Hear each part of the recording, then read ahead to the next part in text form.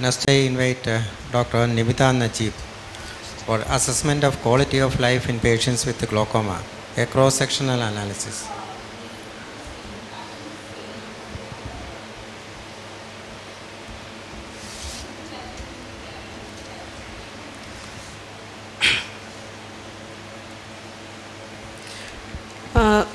Good morning. Today I'll be presenting on assessment of quality of life in patients with glaucoma, cross-sectional analysis. So the aim of the study is to evaluate the physical impact in patients with varying severity of glaucoma conducted in a tertiary care center in North Kerala. And this is an hospital-based cross-sectional study, and informed consent was taken, and primary open angle and primary angle closure subjects in the age group of 40 to 80 years who were on regular follow-up and compliant to medication was included in the study. And secondary glaucoma, decreased vision due to other causes like cataract, loss to follow-up, high refractive errors, incomplete questionnaire, and those who did not provide informed consent were excluded from the study. And the study group basically included primary open angle and angle closure glaucoma. The comparison group were consecutive subjects with normal visual acuity without any ocular morbidity. And after undergoing a comprehensive ophthalmic examination and visual field assessment, the GQLI questionnaire, which composed of 15 items, were given to the subjects, and each factor was represented by a code between 0 to 5, where 0 is abstinence from the activity for reasons from unrelated to vision, and 5 was severe difficulty. And all the average of these scores were taken, and higher the subscale scores, grade poorer was the quality of vision. The questionnaires were self-completed by the participants, or a counselor without prompting answers were helped patients in filling the questionnaire. And the questionnaire was given in the regional language Malayalam. And the statistical test here taken was Fisher exact test, student t-test, and one-way analysis of variance, and p less than 0.05 was considered statistically significant. So out of this 148 subjects of glaucoma, 66 were primary angle closure glaucoma, and 82 subjects were primary open angle glaucoma, and 150 were normals. And the mean age of normals were 57, which is comparatively lower than that of glaucoma.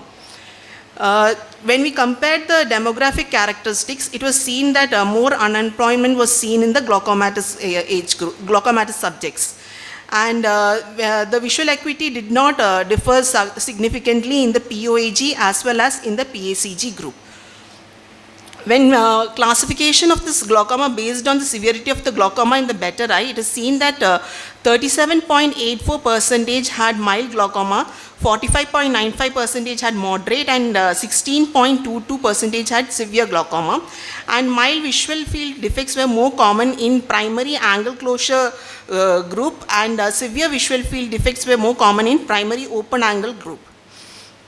The GQOL score was more in glaucomatous cases, was 27.5, and in controls it was 18.86.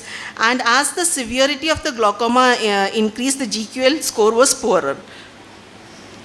So when we compared the factors, it was seen that all the factors were equally affected in glaucomatous cases when compared to controls, and there was no significance between the GQL score of primary angle closure glaucoma and open angle glaucoma. So this is the main factor that was affected was the dark adaptation and glare and the peripheral vision. So the discussion is that glaucoma affects the quality of life, social life, and psychosocial behavior of the individual, and medical and surgical treatment also affects the quality of life. Other than that, the GQL15 is a validated questionnaire, and it focuses on the visual field, and visual field alterations affect the quality of life in glaucoma patients. The present study also examines the quality of life in mild, moderate, and severe cases. Kumar et al., he compared the various questionnaires, GQL questionnaires, and he found that all were reliable in assessing mild, moderate, and severe glaucoma. The glaucomatous quality of life was significantly higher in glaucomatous patients when compared to normal, and this in our study, and this is similar to the study conducted by Sherwood et al. And other than that, the reduced quality of life, it may be impacted by depression and anxiety and reduction in functional activities associated with glaucoma. And the study has clearly proven that vision-related quality of life has to be dealt in all patients of glaucoma. So therefore, the overall management basically involves not only treatment of the condition, but also the patients we have to look into to improve the quality of life of the patients. The limitations is that post-trabeculectomy eyes, which were also known to affect the quality of life of patients, were not included. And to conclude, I would like to conclude that glaucoma significantly reduces the quality of life in patients, and every effort should be made to preserve the visual function, and educating the patient about the disease and encouraging a two-way communication between the patient and the doctor is known to reduce the anxiety and stress.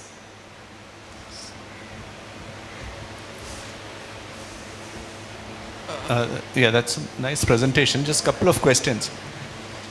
How did you rule out what was the cause of decrease in vision? Because you had some patients with vision less than 618, right?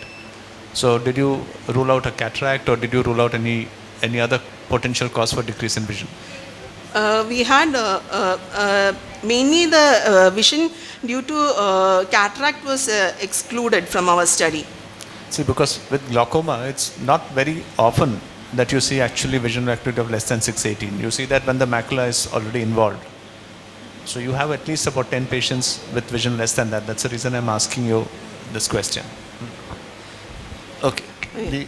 The other question is, did you try and see whether patients with central defects, with damage coming paracentrally or centrally, how were their scores as compared to people with more peripheral defects? Sir, actually in severe glaucomatous damage, the central defect was more affected. That is seen in our... Yeah, but how did you diagnose severe glaucoma? Based on which class? Based on Hodda parish class. So you used only the mean deviation, or did you use all the criteria? We used the mean deviation. So don't forget that if you use only the mean deviation, you miss, because what the HAP classification says is that if you have paracentral points affected, it moves from moderate to severe, even if you have a mean deviation which puts it in the moderate category. So that's the reason I'm asking you this question. Thank you. Yeah, thank you. Last paper is by Dr. Bindu Ajit. BHEX in complicated situations in cataract surgery.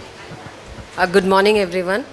I'm here to talk on BHEX in complicated situation cataract surgery associated with glaucoma. So when you're doing phaco in a glaucoma eyes, we are faced with